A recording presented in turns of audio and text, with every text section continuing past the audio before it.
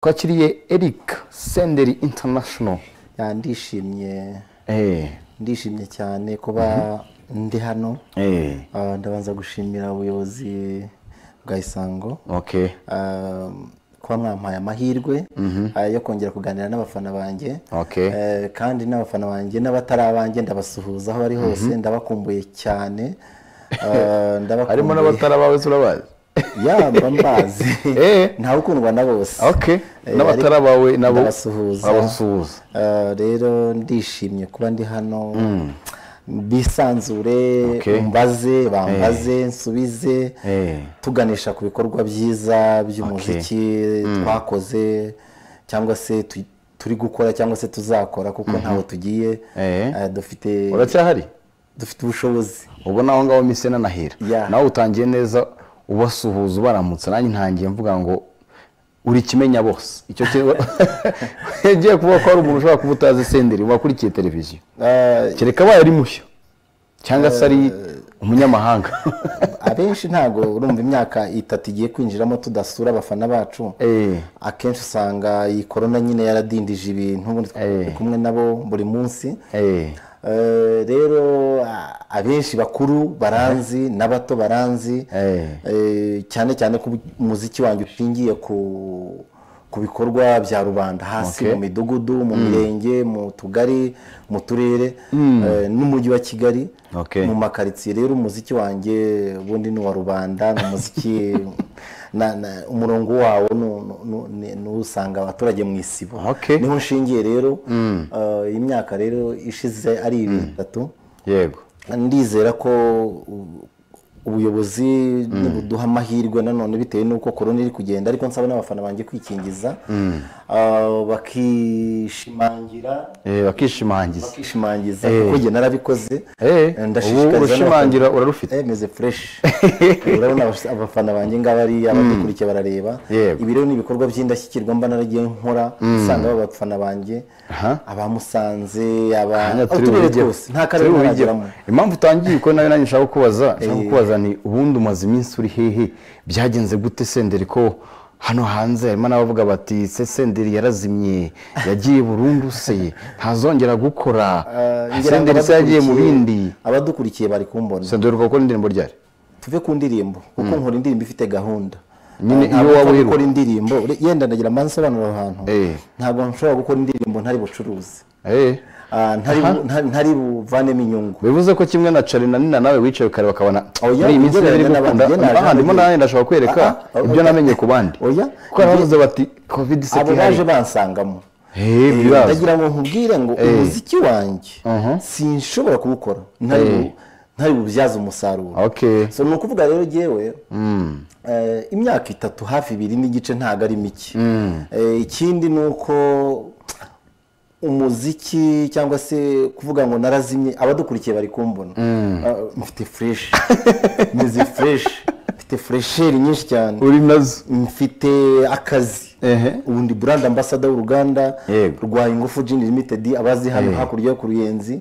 Dufite ibinyobwa byiza cyane, ibinyobwa bigera ku 10 binyweye n'ishakiro ry'ibyishimo. Mfite urundi ruganda ndi gukorera rwa Ayateke Company, Ayateke Star Company, ni uruganda rutanga amazi mu turere. Yego, ndi brand ambassador. No kuvuga ngo rero uwo muziki n'izindi nganda nahoze abanzi dukora muri Guma. Yego, buriya y'abahanzi benshi twakoranaga abenshi ngo mwakoranaga kuri ariko wowe ufite nandi masezerano. Ariko giye burya nagumyemo. Wowe wari ufite nandi masezerano yo kwamamaza? N'ubu ndacyabamo. Reka hari ibintu uracyafite amasezerano muhari bizaza. Ibyo ntabwo ari ngombwa kwivugira hano, ariko no kuvuga ngo ntago bisaba kuba ufite discipline, bisaba kugendera kuri gahunda z'ubushobozi mu muziki na message utanga. So rero ntekereza ko ntacitse intege cyangwa nkuko bamwe bari kuvuga ngo narazimye. Ntekereza ko urabona nterura ibyuma nkora ugamije iki guterura ibyuma gusa neza ugambiriye iki gusa abantu bumve ko rusange no kuvuga iyi siporo ituma nyine uhora na za ngufu uko warunze kera uza mu itangazamakuru. N'uyu munsi ni kumbona kandi ubaza nejo ni kuzanambona. Ndaje kubaza akantu nk'ubihuye n'abafana bawe bati ko nta ndirimbo duhirwa kandi tugukumbuye mu by'ukuri nubwo nyine wagiye muri ibyo n'ibindi dukomeza kujya tuganira ariko se ubasubiza iki abagukunze kubera kuririmba n'ubu nibyo ndimo n'ako kazi cyangwa mfite cyangwa nkunda kubona ni uko nkakora ntago ndi umuhinzi uretse ko nkunda n'abahinzi ntago ndi umucuruzi nkunda n'abacuruzi ndi umuhanzi n'ako kazi ngakora kubera ko biva kuri rya zina ry'ubuhanzi n'ubu twariwe tuba dusanga abafana aho batuye mu mirenge cyangwa se mu turere nyine ya myaka ibiri ishize abantu nta bitaramo buri muhanzi yahuye n'ikibazo cyane gikomeye kuba niyo mpamvu n'ibyo bibazo mubimbaza nkanabisubiza uko nyine nabwira ngo sijya wazanye corona ubundi twagombye kuba turi mu mirenge twagombye kuba turi muri stade hano twakagombye kuba dufite za ndirimbo z'ibihe byose n'ubundi ziri muri roho z'abaturage yewe ushobora kutancuranga hano kuri televiziyo ushobora kutancuranga kuri radio ariko ndi mu mitima y'abaturage y'abafana banjye bo mu giturage cyangwa mu mujyi wa Kigali kugira ngo bigeraho ni ya discipline cyangwa no kwandika message igera ku nyota y'umufana wanjye ikindi no gufata umurongo w'indirimbo zanjye burushingiye ku bikorwa by'igihugu ibyo u Rwanda rwagezeho kubirinda kubisigasira kubyagura ariko biciye mu rubyiruko none se ugasanga nk'indirimbo zo kwibuka jenoside yakorewe abatutsi muri 1994 ziba ziraho twajya kuza ugasanga ndiko indirimbo z'amakipe ngira ngo uhereye hano no kuyandi mu televiziyo ntagiye kuvuga amazina nta na hamwe ushobora gushaka indirimbo kuva mu zambuga zose z'imikino nguburi indirimbo yanjye ya Reyo nguburi indirimbo yanjye ya APR ndi muri roho z'abaturage ngenda shaka rero nagaruka nkaza mu ndirimbo zisanzwe za nta kashi za cyomoro izi zose uri kubona so ni ukuvuga ngo niza ndirimbo ni ukuvuga ngo hari uburyo nazikoze ku buryo buri cyiciro kije gisanga ndi tayari so rero ntabwo navuga ngo narabuze cyane kandi umuziki wanjye nkora ntabwo napfa uko ndirimbo idafite message cyangwa se idafite ngo nzayicuruza gutya ni isoko rinini kwiga iryo soko ukavuga ngo reka unabihuze n'ubuzima rusange bw'abaturage cyangwa se n'ubwo buzima rusange bwegera umuturage hariya hasi bisa wa mugani nk'ikintu kiba kitoroshye cyane ko ibikorwa muri iyi minsi ntibyanabaga cyangwa se izo gahunda ntizanabaga ziriho ariko se message zawe zo zegera bari abaturage uyu munsi kubera nyine ingaruka za covid n'iki usanga abaturage nabo baracyafite n'ibibazo byinshi bitandukanye uri tayari kongera gutekereza kuri message ziri ujye gufasha bari abaturage bari hariya hasi kugera mu isibo aho wavuze bigakunda ngira ngo ndagira ngo ahantu masobanure neza kandi udukurikiye abyumve neza nimba narabashije guterura stade yuzuye muri za bibiri na kangahe kuza ukageze ejo bundi imbere ya corona hakona byose by'abagari ibikorwa bya Senderi ku giti cye nese nimba bamamagaye ngo bayiririmbira abaturage nk'abari babona ukuntu bangana ari abantu ibumba renga ibumbi ijana ari yani mu gikorwa cy'umuryango wa FPR ariko se abanyarwanda ndirimbira ndakubaza ko icyo gikorwa yenda kiri ubu ariko mu muziki tuvuze ngo umuntu yakoze igitaramo ni cya gitaramo cyo kiriya ni cyande kiriya ni cyawe hari nagana he hariya buriya turahitwa Rusheshe ku mazi nari nasuye abafana banjye mu gikorwa cy'abafana kumwe n'isura abaturage mu bikorwa bitandukanye aha nari Musanze ndi mu gikorwa ndi brand ambassador wa Airtel hariya nari kumwe na King James ni ukuvuga ngo wambwira ngo ndi kurimbira aba cyangwa se ariko ninde ubaririmbira icyo gikorwa gishobora cyateguwe nka kuriya nyine ariko kumpitamo cyangwa se kumpa ayo mahirwe nanjye ngomba kukwereka cya gisobanuro cyitwa Senderi cyangwa se legend genda zo uyu munsi turazoganira ibintu byinshi kandi wambwiye ngo ibintu byose tuganire umbaze ngo usubize kuko hari abantu barambuze itangazamakuru ryagize ruhare ki ku bikorwa byawe byarikoze cyangwa itangazamakuru hari icyo byakoze ku bikorwa bya Senderi ku izina ry'Imana ishobora byose iyo ntaza kugira itangazamakuru ngo rimfashe ariko rigendere ku byo nanditse cyangwa se ku bikorwa byanjye ntago mba ngeza abantu badashima hari umunyamakuru umaze imyaka atagikora ako kazi naciye mu biganza yaramfashije sinavuga radiyo iyi niyi hari abakurikiyeho b'urubyiruko kuko ibihe bisimburana kugeza n'uyu munsi harimo urumva kwiyadabuta kuri buri munyamakuru uzaza byansabaga gukora cyane abaza gusanga mu n'uyu munsi hari abandi bagiye baraje hari amaradiyo menshi nca mu biganza byabo bashobora kuba batancuranga ariko bakaba bazi hari umuntu tutari gukora ariko arahari baba babizi ariko uko kumvuga cyangwa se kunyumva ko mpari ni amahirwe kubera ko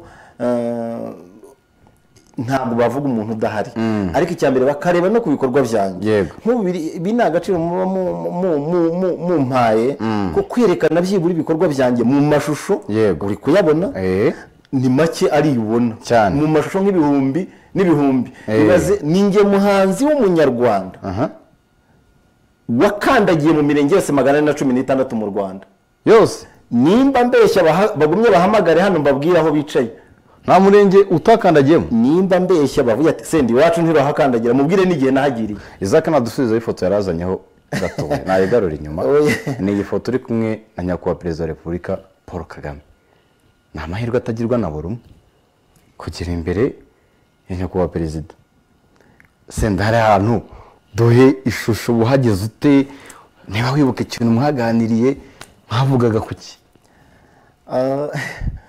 wenda wasaga na message yakubwiye tuzagende nyamara kumbwirira abanyarwanda ubu butumwa binyuje mu gihangano icyambere icyo cyangwa icyo yambwiraga cyangwa icyo twavuze ntacyo navuga hano ubwo sasa utwimya makuru hari batubwiye kutubwira icyo tukihorere ikindi hariya kuhagera bisaba discipline icya kabiri bisaba message bawaranditse kuko hariya kuhagera bisaba kuba ufite ibikorwa mu by'ukuri bifatika uha abanyarwanda mu muziki hariya twari mu muziki urabona na bagenzi banjye bari bahari ariko bisaba kuba ufite discipline ufite ibihangano bifasha abanyarwanda ufite ubutore ufite indirimbo zigera ku mitima y'abanyarwanda zifite aho zibakura zifite naho icyerekezo cyiza nk'urubyiruko rukurikiye izo ndirimbo abakuru n'abato buryo za ndirimbo mu by'ukuri ziba zifite ikintu gifatika kinini zibagezaho rero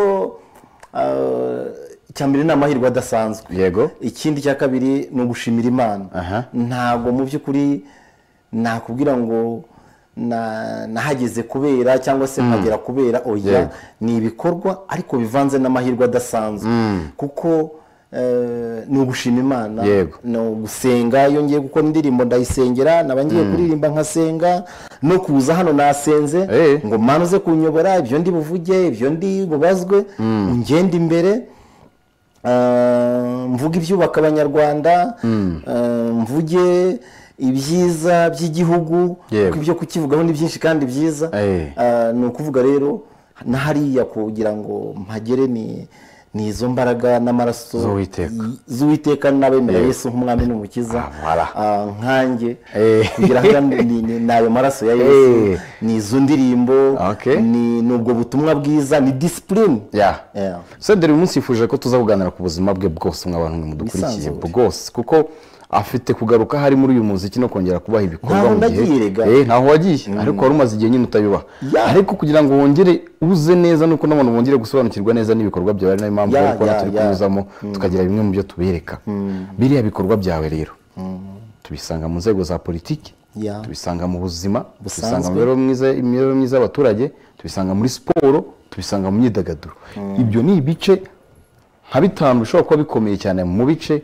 by'igihugu ibi bintu bihuza n'ujya mu bakinnyi dore ahangaho njya ngo kumwe na Meddy mu byatambutse ibyo rero kubihuza ara kandi gafoto kakurikiraho kayo ko mu bwana baza tubwire na hano rero ase bazikoye ifoto rega iki ni ikiganiro gitegurwa hariya ahantu wari uri he hariya rero sinshaka kuhavugaho kubera iki se kandi igihe nakubwiye ni njyewe turaganira none utangiye kumbwira uti ibisimba ivuga ariko urabivuga uratubwira iyi niyo Sunday night nuko dukora hari ahantu wari uri he hariya ahantu hari muri 98 hariya nari ndahantu mu buryo bwo gucunga umutekano ni mu kihe gice se reka wenda twe hari mu kihe gice hagana hariya nari mu gice cya Nyamagabe ucunga umutekano ungana kuri ubu ubu si yo wirebye kiriya gihe hariya nari mfite inzara yo mu magufwa nyinshi cyane. iyo wirebye se kiriya gihe wajyaga wumva ko umuziki hazaho umuhanzi witwa Senderi bigakunda? Buriya niyo mpamvu nshaka yenda mbaza ikibazo cyiza. Hariya hantu ntabwo numvaga mu by'ukuri hariya nari yose morale, ariko nkaba nanarimbaga na kera nk'abanzi badukurikiye biwacu barabizi ko najyaga ndirimba nsohokera n'ikitwa Komine Rusumo yanavukagamo, ariko ntabwo umuziki wanjye numvaga ko uzagera ku rwego nkuru cyangwa se ngo abantu bamenye ngo uyu ni Senderi. Ni nayo mpamvu ntacika intege, ni nayo mpamvu umuntu ushaka gucika intege ashobora kwigira kuri Senderi. Ndi ishuri ushobora kwigira ati kuki Senderi adacika intege muri ibintu by'umuziki, kuki jye nacika intege nkitangira kumva ko ashobora kubaho cyangwa akumva ko akoze indirimbo imyaka 3 akumva ko agomba kumenyekana. Kandi kumenyekana bisaba ibintu bitatu. Harimo discipline, harimo promotion, ariko promotion ifite ibyanditswe byiza, izo ndirimbo nziza, audio nziza, kuyishyira uyumva utazi umuntu uri tuvugenda mpitemo nkahe. Hari umurenge nkunda, hari umurenge mperutsemo naherukagamo wanyuma utabagamo na network witwa Nyabitekeri. Aho ni mu kahe gace? Ni mu karere ka Nyamasheke. Ugasanga umuntu wa Nyamasheke aramfite aranza aranyumva kuri radio na televiziyo zagiyeyo, ugasanga ibihangano byanjye arabizi. So uwo muntu rero bisaba guhozaho nk'umuhate cyane, ariko akumva ko hari rero kudacika intege kwanjye. Kandi n'ubu ndacyari hasi nta naho ndagera, nkubwiye nka gahunda mfite ukabasha nko kuyimenya. Yesu we, gahunda ufite muri iyi minsi se? Yesu we, ya vuba cyane noneho ku muziki unyikubwiye ukanayimenya. Noneho niba tubwire, ntabwo nshaka kwivuga iyo gahunda reka tube tunayiretse kuko hari byinshi dushaka kubanza kuganira, wenda n'ibintu ndira rero kudacika intege umaze kuri ya foto nakubwira. Rero iriya foto bisaba ngo navugaga ngo ngiye gukora ibihangano bitandukanye kandi mu gihe kirambye kandi ntategereje inyungu, kuko iyo nza mu muziki nshaka amafaranga ntabwo wari buyabone, nta nayo wabona. Waje uzi ko ntayo ushaka. Nyine icyo gihe twakoraga habagaho radiyo imwe, habagaho promotion ari ntazo, itangazamakuru waca kuri radiyo rimwe, iyo radiyo yagucuranze yabaga ari murayizi. radiyo y'igihugu yagucuranga rimwe, iyo ndirimbo ikarari kwiye burundu itazasubira no mu bitwa y'abanyarwanda. Hagiye hazaho rero amaradiyo menshi, amateleviziyo menshi, ku buryo abantu b'abahanzi bazaga kenshi babonaga promotion ku buryo bwihuse bitanamugoye, akaba aramenyekanye. Ariko wowe mu gihe cyawe uza mu muziki n'abandi bari bahari ku buryo bavuga guti nanjye uriya muntu wamuzana we?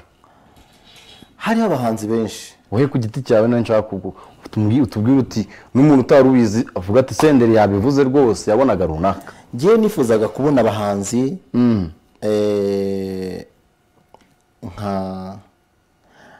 nka Ben Kayiranga, ku ndirimbo yitwa Freedom.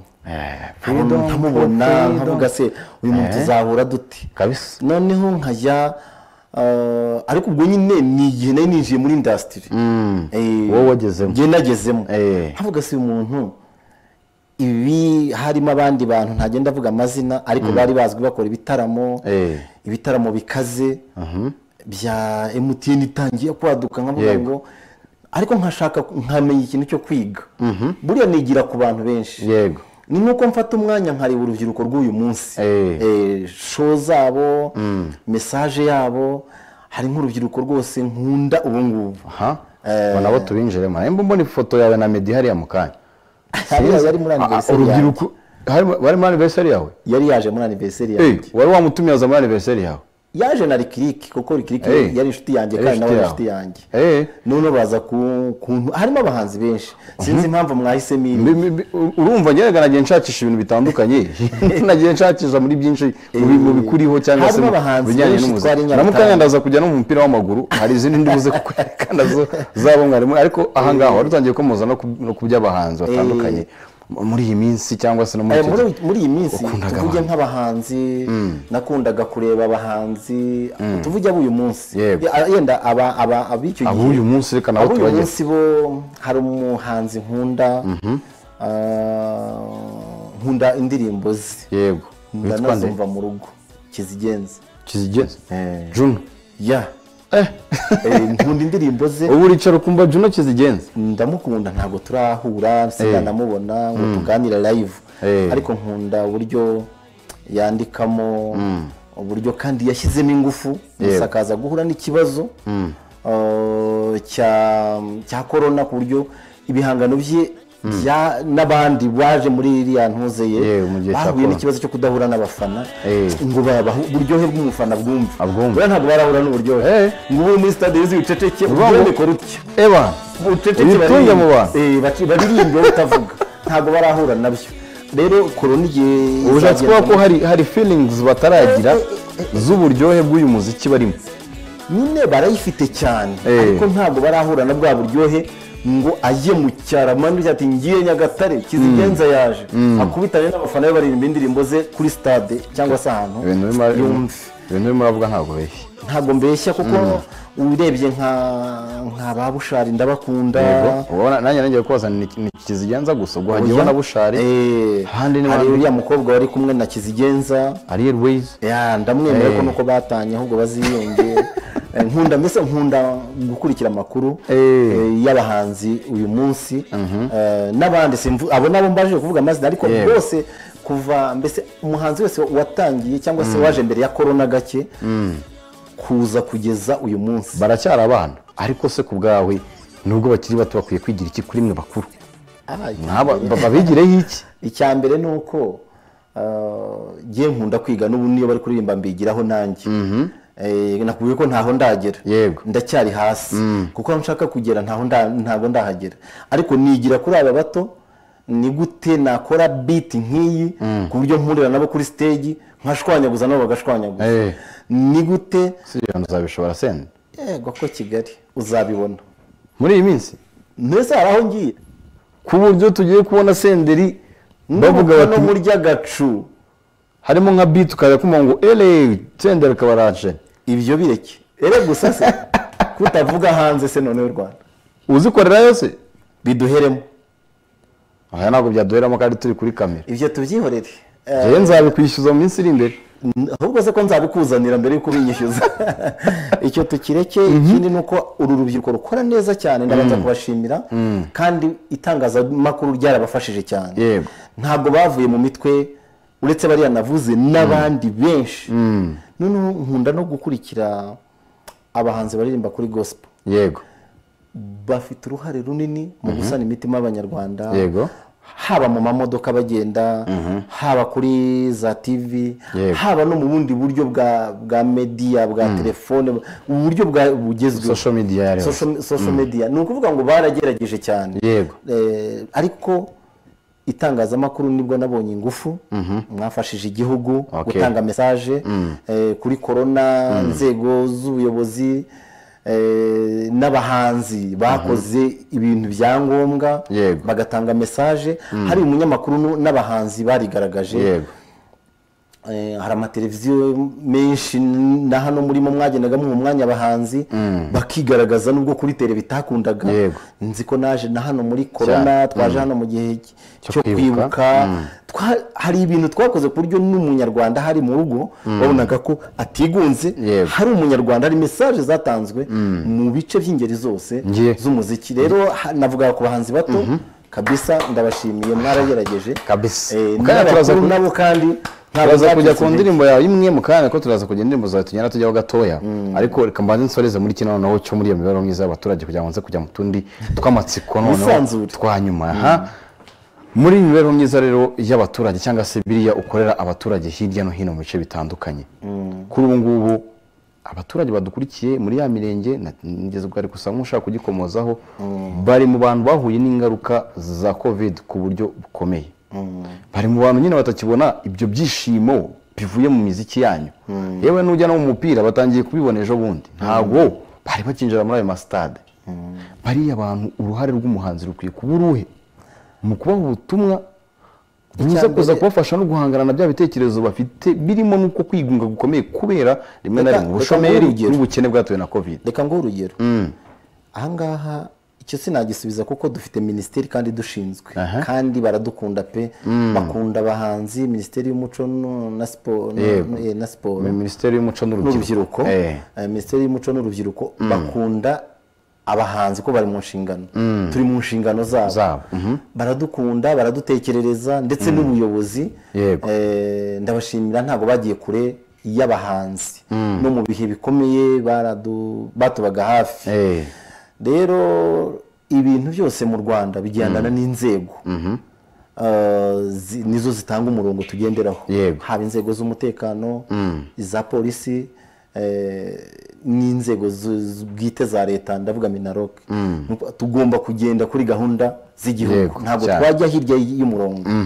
Ni ukuvuga rero uwo muturage tuzasanga, ese uwo muturage tuzasanga yarikingije, ese nimba arakingiye inkingo zose yarashimangije, ese nimba yarishimangije, ese ubwo mu by'ukuri igisigaye ni iki? Ni ya mategeko tugomba kugenderaho y'inzego. Ntabwo nabwira ngo bizagenda gute ngo ni ukuvuga, reka nk'uyu nk'urugero, ndi umwe mu bahanzi bamaze icyumweru bakoze konseri ikomeye yari irimo abaturage benshi, urubyiruko. Muri iki cyumweru wayikoreye mu karere kacu ka Kirehe. Hari habaye gahunda y'ubukangurambaga bwo gukingira, kwikingiza no gushimangira na siporo rusange bayita siporo de masse. Harimo ubutumwa bw'inzego z'akarere bwatangwaga kugira ngo umurongo bagenderaho ukorwe, kandi harimo no kwakira ikipe ya Kirehe. Hari ibintu binini by'uruhurirane, hari abaturage benshi ariko cyane cyane urubyiruko. Abaturage banyotewe n'umuziki, baranyotewe birenze uko ubitekereza. Aho harimo rero ubufatanye bw'inzego z'igihugu, kuva ku karere cyangwa se ku mujyi wa Kigali kuva kuri ministeri kugera ku isibo, kuzumva uburyohe abaturage bakumbuyemo abahanzi. Umuntu mu by'ukuri n'ibitaramo bigenda biba n'ubu biraba, ariko bikaba mu buryo buyenda bugifatiye umuturage k'ubushobozi, yenda abaturage ntabwo, ariko baranyotewe kuko nabibonye ejo bundi. Niba namaze gukora konseri irimo abantu barenga 500, kandi bakingiye kandi bishimangije, kandi mu by'ukuri leta cyangwa se ubuyobozi bwabahaye babazaniye umuhanzi, nkabakubita za ndirimbo zanjye z'ibihe byose, ukabona bari mu mwuka neza. Aho byanyeretse urukundo abaturage bakumbuye mu muhanzi. Ni ikivuga rero ko umuturage mu by'ukuri dufashijwe n'inzego z'ubuyobozi, dufashijwe n'inzego bwite za leta nyine, nimba koko hakabaye amahirwe kuvuga ngo nimba abaturage, akarere cyangwa se umujyi wa Kigali, akarere kamaze gushimangiza bagendeye ku isura bafite y'inzego za RBC. Nitwa Jivari Gisenyi, ngo mwambaye neza cyane we na Senderi, ngo aririmba neza. Ahubwo se ko dushaka ko yaza dutaramira Gisenyi, none mu ndirimbo hari muri gahunda upanga atangira ushyiramo Gisenyi, hanyuma ngo mu ndirimbo zawe niyo ndirimbo ukunda cyane kurenza izindi? Yenda nazivuga mu buryo nazihanzemo indirimbo imwe. Imwe rero ntabwo byakunda ntayo. Mu ndirimbo zawe zo kwibuka niyo ndirimbo ukunda cyane kurenza izindi? Twigirira icyizere cyo kubaho. Mu ndirimbo zawe z'ubuzima busanzwe Abanyarwanda twaribohoye. Asante. Hano hari umuntu wanditse ngo mbariza Senderi ngo ari Mariye. Nimbikora zararabimenye. Cedro, keep it up. Senderi afite indirimbo nziza yitwa Migongo City. Iyo ni nshya. Ayituririmbireho. Bita kapera. Oya. Ntabwo ndayibazanira na video. Baririmbireho. Kada, ni ibintu bitarasohoka ibyo. Bumva ko batangiye kubimenya. Baza se mwiriwe neza Isango TV. Ni Teofila i Rubavu, turabakurikiranye cyane. Abantu b'Irubavu baradukunda cyane kabisa. Baza Senderi ngo adufitiye iki? Ese yagarutse cyangwa ni bimwe? Nyine hari igihe ubwo yaba ari haduye bimbajije, ariko ndahari ntaho nagiye. Senderi, imodoka wayishyize imodoka yawe yagiye ko abantu batakibona ku mihanda? Nta ihari. Yagiye yaje kugira ibibazo nyine ugomba mperuka kera cyane uwo mwihorere. Okay, so ndumva izi message arizo z'ingenzi n'abanciyeho kereka niba ari umuntu uri kuri telefone bamuduha umwe cyangwa babiri ko Senderi mukayagenda kujya kuri radio kugira ngo n'abadukurikiye mushobora kujya cyangwa se guhita mwumva 94.5 muri Sunday Night n'ubundi hamwe na Ian Shama ndetse na Kalex naho muze kuba mumukurikiraho. Akenshi cyambere mbanza gushimira abafana banjye batamvuye inyuma mu buzima bwanjye bwa muzika bwose nabayemo. Ntago bamvuyeho, kindi ndashimira abantu bose bangumyeho bakanansengera, ndashimira abafana banjye bo mu turere twose kuko iyo ngiye ndabibona nkabibona mu by'ukuri mu buryo butandukanye, nkabibona mu buryo bunini bwagutse mu rukundo rwa muzika rw'umuziki wanjye bankundamo iyo banyakiriye. Kandi ndashimira n'inzego z'igihugu uburyo zimpa amahirwe yo gutanga message yanjye kandi ifite ikibwiye abaturage. Tuvuge nko muri Rwanda Day indirimbo zanjye ziba zicurangwa cyangwa se nyakubahwa mukuru w'igihugu cyacu yagiyeyo ejo nahoze mbona mu Bubiligi bacuranga indirimbo zanjye cyane. Abanyarwanda bari muri diaspora bamwakira aho yarari n'abandi bahanzi bagenzi banjye, ntabwo ari giye gusa byerekana nyine no muri abo bagenzi banjye ko ndimo nanjye kandi bifite icyo bivuze. Ugasanga indirimbo zanjye ziri kubwiganze cyane ariko tugafatanya na bagenzi banjye. Ikindi nuko bisaba kudacika intege. Ikindi nuko ndi kwandika message noneho irenze iyo nanditse mu myaka ishize kuko namaze kumenya neza icyo umunyarwanda ashaka kuri gihe cyangwa se ku muziki wanjye. Nzi icyo nshakaho, nzi iki gihugu gishaka ku muziki w'umunyarwanda, ku muhanzi nkanjye wakoze ibyo bikorwa mu gihe kibi. Ni ukuvuga mu gihe u Rwanda rwari rumaze kuva muri jenoside yakorewe Abatutsi muri 1994. Ugasanga hari abahanzi batandukanye bagiye bakora ibikorwa bisiba amateka y'abahanzi bakoze nabi bashishikariza abanyarwanda kujya habi, kujya kuri jenoside. Twagihuye rero n'uwo mukoro wo guhindura imyumvire y'abanyarwanda biciye mu bihangano. Ugasanga harimo indirimbo intsinzi bana b'u Rwanda, u Rwanda rwagarutse. Ugasanga harimo indirimbo nk'izo zanjye abanyarwanda twaribohoye, u Rwanda ruragendwa ijoro n'amanywa. Urumva hari ikibazo cy'uko u Rwanda rwari ruboshye, intore ntiganye ishaka ibisubizo. Iyo twicaranye tuvugana ibyo ku Rwanda, agaciro n'ubukungu bw'abanyarwanda, ibyo twagezeho ntawabisenya ndeba ibyo abanyarwanda bigejejeho. Za ndirimbo zibafite zikora abanyarwanda zikabageza ahandi. Rero mu nzicyo ngomba kwandika mu muziki wanjye, nzicyo umunyarwanda ashaka. Rero nta gahunda yo gucika intege. Mfite icyizere, mfite ingufu, ndashoboye, mfite fresher, mfite potential, ndashoboye. So no kuvuga umufana wanjye antegereze yizeye, ategereze uburyo bushya bw'igihaha bwo kuguruka bwo kujya mu byishimo, ariko dufite message yimbitse noneho ifite ikimariye abanyarwanda atari gupfa kubyina gusa. So rero ikindi nuko umufana wanjye wo mu turere utwaze twose dutandukanye, mu karere ariko kose gatandukanye n'umujyi wa Kigali, ndabakunda, ndabemera, nta kintu batankoreye, ntabwo nabaveba. Ikindi nuko binsaba gukora cyane kandi nkakorera ku ntego, kandi nkakora noneho ibirenze ibyo nabahaga mbere.